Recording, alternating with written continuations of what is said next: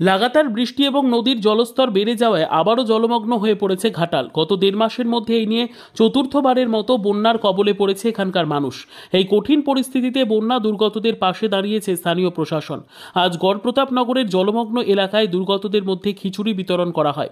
মহকুমা শাসক সুমন বিশ্বাস মহাশয় নিজে উদ্যোগ নিয়ে এই ত্রাণকার্যে অংশ নেন। জল পেরিয়ে তার গাড়ি পৌঁছয়ে গড়প্রতাপনগরের বিভিন্ন প্রান্তে নিজের হাতে তিনি বন্যা দুর্গত অসহায় মানুষদের মধ্যে খিচুড়ি বিলি করেন। প্রশাসনের পক্ষ থেকে প্রতিদিন ঘাটালের বিভিন্ন অঞ্চলে কমিউনিটি ক্যান্টিনের মাধ্যমে নিয়মিত ত্রাণ বিতরণ করা হচ্ছে।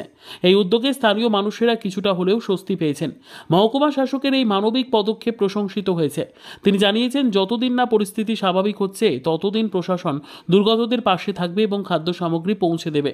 বারবার বন্যায় বিপর্যস্ত ঘাটালের মানুষদের জন্য প্রশাসনের এই ধারাবাহিক সহায়তা এক বিশাল ভরসা যোগাচ্ছে।